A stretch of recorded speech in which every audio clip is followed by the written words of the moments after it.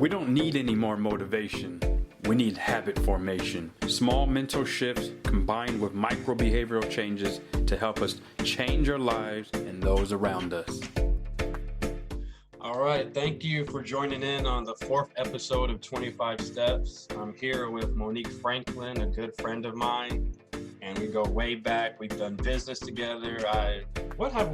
There's something I've done, like, what was it, sexercising? The video, or there's something I got painted on. It was pretty cool. I had some cool experiences with Monique. But she's here to help answer some questions that I have from her perspective, her unique perspective. She's a poet, among other things. And so we're just going to jump right into it. Oh, thank you so much. It's an honor to be here this morning. I'm excited about our conversation. All right. So one of the questions I have, because I was in this position, just curious, should a man or should anyone date if they're broke or in a rebuilding stage? What's your opinion on that? Yeah, I think my initial thought on it was like there are plenty of fun dates you can go on that don't cost a lot of money. So I don't necessarily think that, if you are on a limited budget that you shouldn't date. But I think going just a little bit deeper, question is, are you at a point in your life that you're not sustainably able to take care of yourself? Or that, then I think you shouldn't be dating. I think if you should be focused on your own stability. Mm-hmm. And I think for the reasons that stability allows you the ability to think clearly and make good choices for yourself in all aspects of your life, including who you choose to spend your time with and how you spend your money. And so I think that if you're at a place where, the sustainability of your own self-care is rocky, that's the point that you should really be focused on getting yourself into a place of really back into a place of safety, so that you can make where you're able to meet your own basic needs, so you're not doing things out of desperation. Yeah, that makes sense. And I wish I would have had this advice about 10 years ago, because I wasn't holistically, I wasn't in a good spot emotionally, spiritually, mentally, financially, but I was just out there dating, and just, it was bad. I should have been spending, if I go back in hindsight, if I should have been spending that energy just working on me, but live and learn. So, but yeah, that's well said. That makes sense to me. Is there a point in your life where you weren't in a good spot, but you found yourself dating too, or? Oh yeah, I mean, definitely. I feel like when my daughter was first born, I think I was in a space of like really questioning my identity. Before that, I was, in my mind, an academic, and everything was about moving towards a career as a research scientist. And then I became a single mom, and it kind of threw my world into a bit of a tailspin, in like having to re-identify myself. Who am I now? And I think also being in a space of, fear of like, can I do this by myself? And I think that I dated some men because I wanted a father for my child, and not necessarily because I was in a good space to be like, you know what, I can do this on my own. And so I'm bringing you into a world that I feel is stable. You know what I mean? Like, yeah. I feel like I got this over here. And so I think that thought for a while led to me wanting some things that I probably should have just passed on, had I been in a different, like, mental space. Right.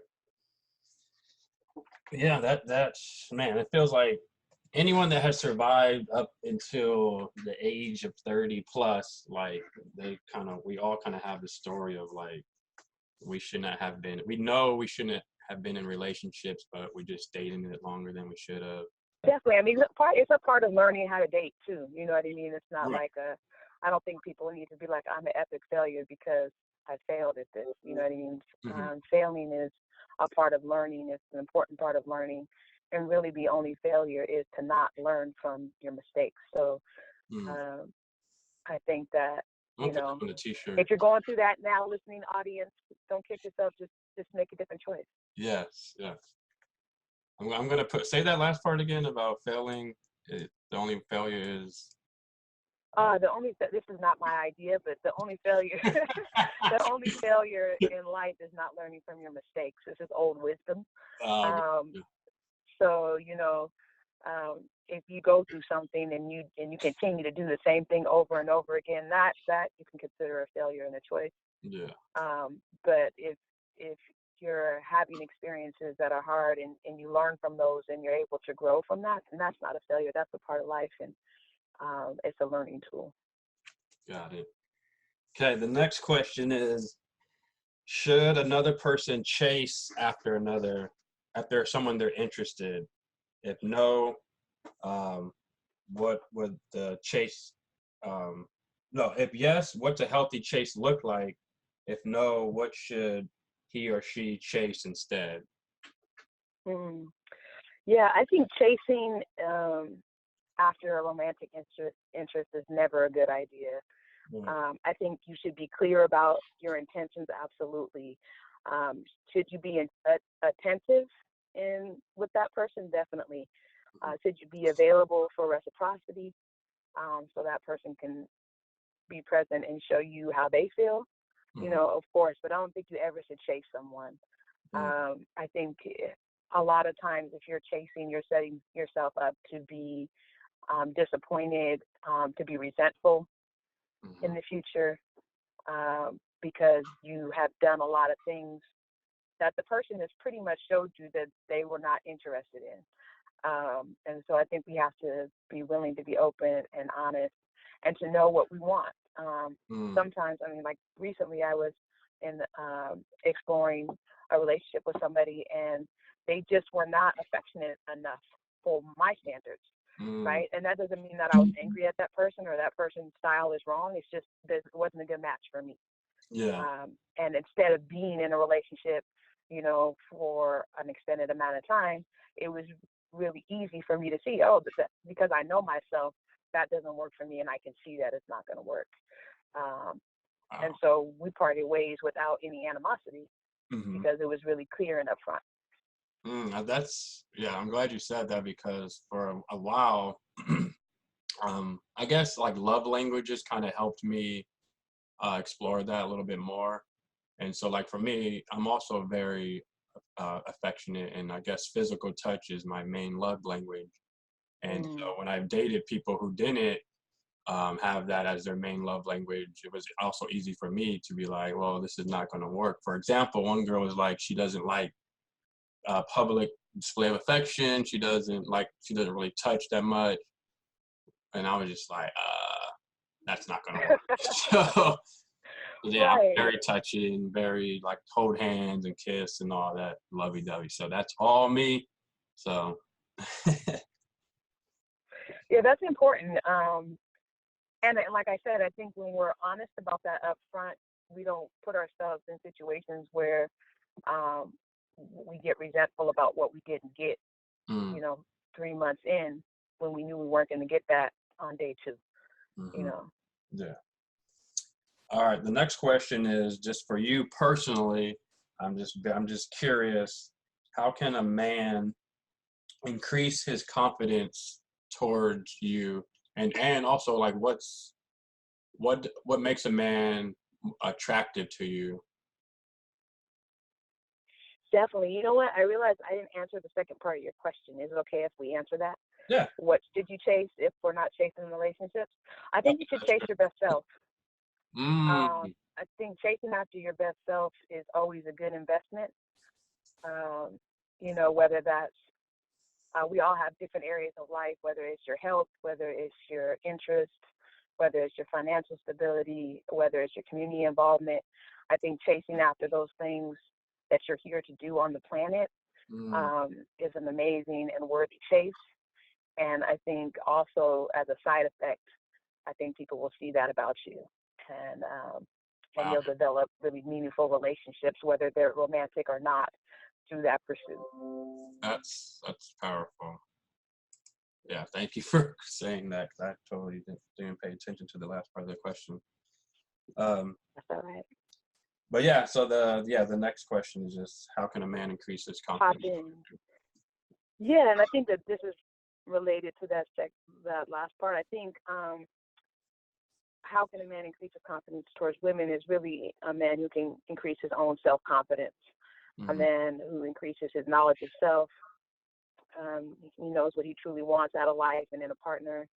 Um, I think I'm attracted to men who love themselves, who know themselves, who heal themselves and trust themselves. Mm, And I think that is the foundation for anything a man might express or be in the world. yeah, yeah, that's just So attractive generally. Like anyone, it hasn't to be sexual attraction. Just like it's awesome seeing other people just go after their goals and dreams, and yeah, becomes a better version of themselves. You're right. yeah, yeah, like you said, I think it's true no matter you know the preferences of the man who he chooses to date.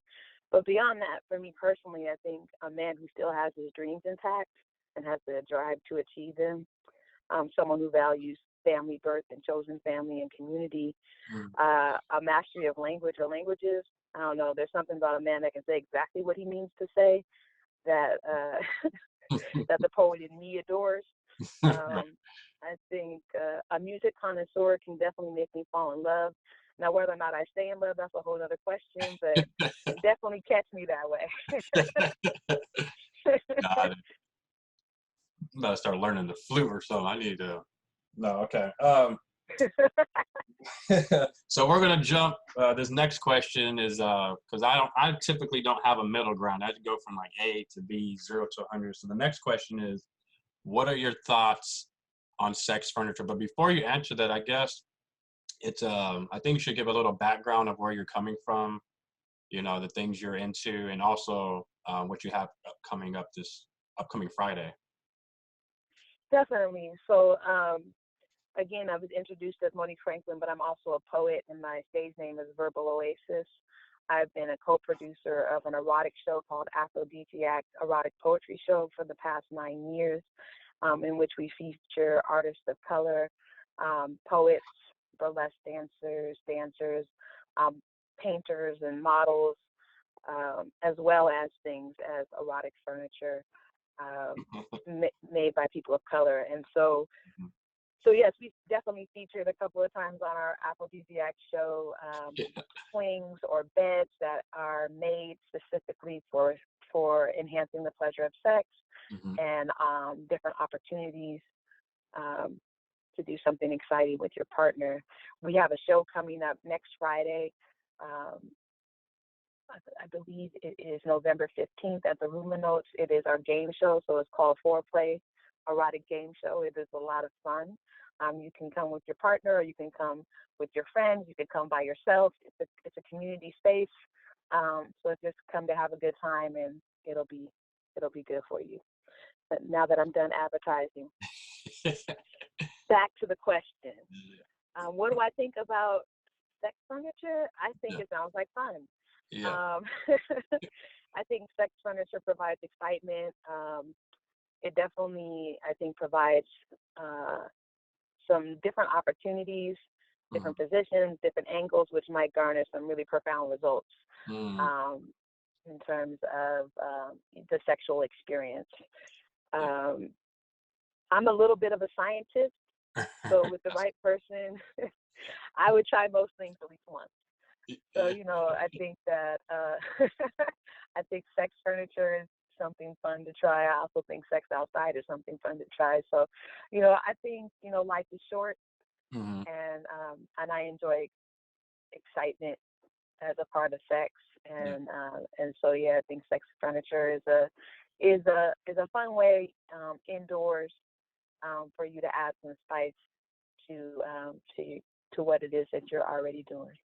Yes. But well, I asked the question because I've never had sex furniture. I mean, I had sex on furniture, but I've never had specifically designed sex furniture. And I was just imagining, I was like, man, yeah, if you get the right angle, like you can have a lot of excitement.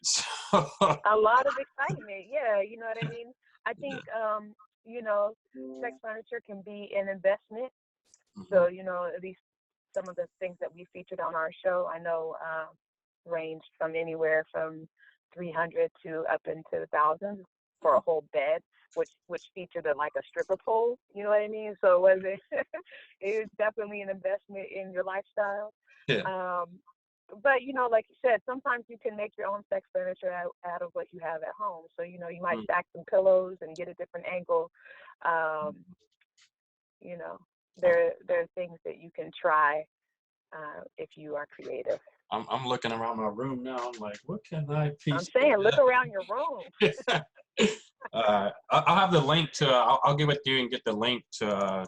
You know, that sex furniture that you said you put on your shows. Guess we got our Definitely. website. Yeah. Okay. All right. So yeah. So since you're a poet and I am too. On it. I don't know if I told you that I write poetry. Or I used to do it a lot, but I'm getting back into it. I don't know if I ever told you that. So yeah, you should come out to the show on Friday because Rashawn's about to put down some poetry. That's what I just heard him say. You know, Let you okay, know. yeah, maybe, yeah, we'll see. But yeah, what is your thoughts on men or women writing letters, love letters, poetry? Is it something that anyone can do, or do you have to be like, is this part of your nature? Ah, now that's a different question than I have here. So I'll answer your question and Yeah. then I'll answer the question that you gave me. So can anyone do it? Absolutely. Mm, We all are poets. I think that the world, we're all artists, and I think the yeah. world tries to make it seem like we're not, just like I think we're all scientists, Mm-hmm. and we get told that otherwise. So to answer that broader question about should you write, should you not write, Mm-hmm. are you a writer? I think you should. I think you should always write for yourself. Mm-hmm. Um, First and foremost, and then if you feel inclined to share that, then do. Mm-hmm. Um, the interpretation I had on the question that you sent me was like, should people write letters, love letters, and poetry for somebody else? Mm-hmm. And as much as this hurts my inner poet to say, my answer to that is no. Mm-hmm. I think I think all people should find the ways to show their affection on a regular basis, and most effectively in the ways that are authentic to them, and in consideration to how their person of interest best receives it. Uh, I have homegirls who would get letters every day, and at some point we're like, why? Why do I have another letter that I have to read? You know what I mean? So I think you have to know your audience, Yeah. and I think you also have to, you know, if it really is truly not your thing, there's a difference between like I'm willing to stretch and try something and I'm excited to do something because this relationship or this person has inspired me to do so, Mm-hmm. and and feeling like I have to write this letter or she's gonna leave me. You know Mm-hmm. what I mean? So Yeah. I think the authenticity is really important. Like if you really want to, whether you're a poet laureate or not won't matter. I think that that true desire will come through on the page. But I also think that you also have to know who you're writing it for and if that's really a way that in which they will receive your affection. Mm. Um, and so, you know, part of that is knowing yourself and then knowing that other person um, to kind of figure out whether that is something that you should do. Huh. I like that. Because a lot of the poetry that I used to write was just life in general. Like I had a lot of questions of like why were we born? What's the point of Hmm. life? A lot of exploration of just the universe and the cosmos and yeah. And then but then like when I wrote like a poet a letter to a lady and it was like a love letter and it was like super deep like I mean, I came from like writing about the cosmos and purpose of life, and then I transferred it to this love letter, and then it was just like I think it was overwhelming for her, and she was like, and so kind of got butthurt a little bit, but I was just like, it makes sense to write to yourself about yourself, like exploring your own thoughts, and then I guess you can write for other people, but yeah, start with yourself first. Yeah, and like you said, I mean, I think that it depends what you write and when you write it. You know what I mean? Like, Hmm. if you write something that's, uh, and then like I said, your audience. I think if you write something that is like, I want to be with you for the rest of my life, and you're the reason why I breathe on, hour 4 that you know somebody, Yeah. that could be overwhelming. Yeah, yeah. Exactly. Exactly But what if you you do said. Know that, your audience. yeah, but if you do that on, your 1 year anniversary, that could have a different impact on that person. Right, right. Then, so um, I think there's also like have good timing. Hmm. Know when it is appropriate to do certain things, and some of us are artists and we catch our feelings early and deeply. You know what I mean? And other people are like, give me a second, I'll catch up, but not Right, right, right. not all this right now. You know. Exactly. And so I think some of that just comes with life experience and maturity, just to know, what can you offer somebody? What are the best things to offer, at the beginning of a relationship, and what are best things to reveal later on Yeah. that you're able to do. Well said. All right. The last and final question is, when is it time to let go? Um, like I wrote, so many people hold on for way too long in toxic relationships, or not even, it doesn't have to be a toxic relationship, just be something that's not a good fit, but we just hold on for too long. So in your experience, when is it time to let go of a relationship that's not best interest for both parties?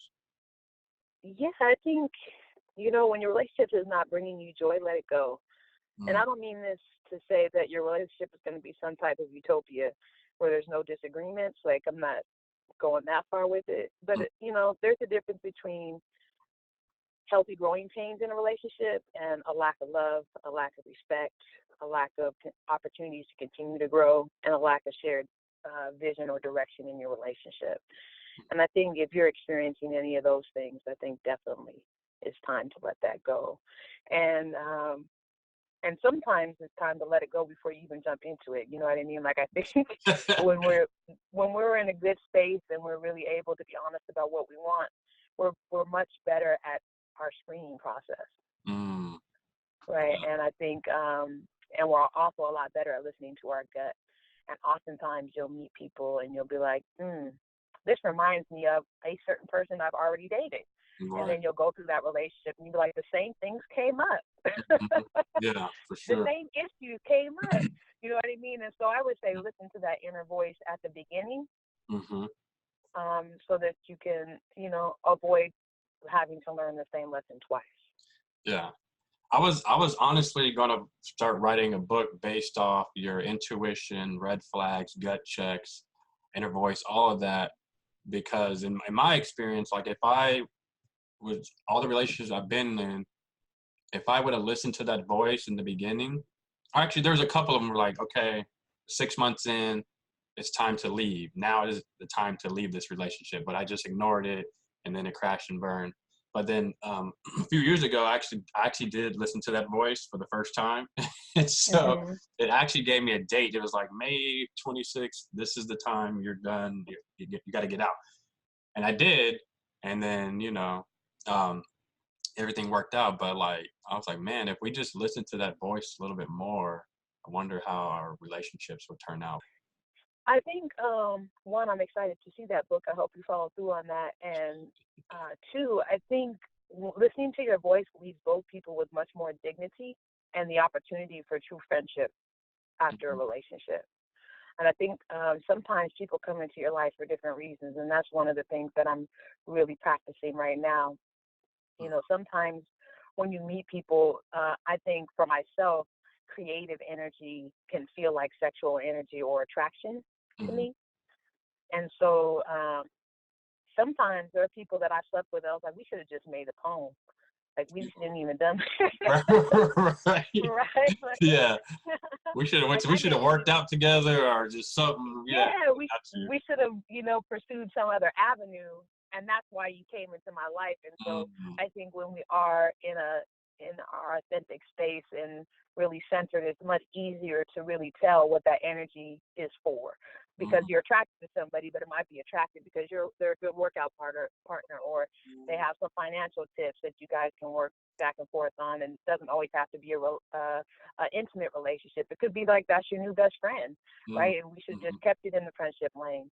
Um, Interesting. so I think that's an important piece of listening to those, being in a place where you can actually hear clearly, to hear what is this supposed to be, Yeah. right? Right.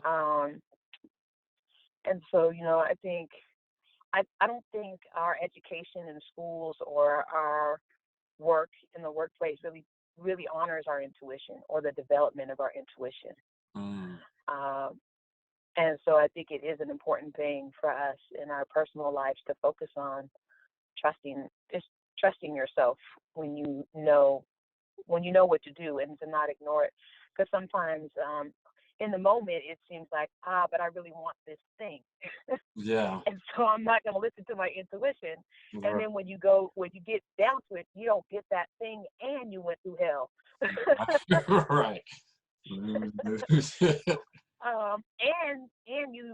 you missed out on the thing you were supposed to get because you were messing around with this thing you thought you wanted. You know what I mean? And so that's when it comes down to like trusting yourself and trusting the universe that if something is not for you, it's not.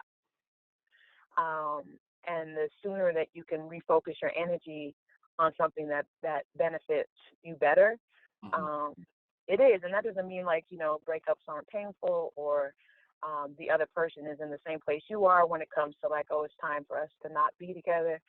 But the person would be a lot happier, having that breakup happen, a month, 2-3 months in, than 2-3 years in, 10 years in.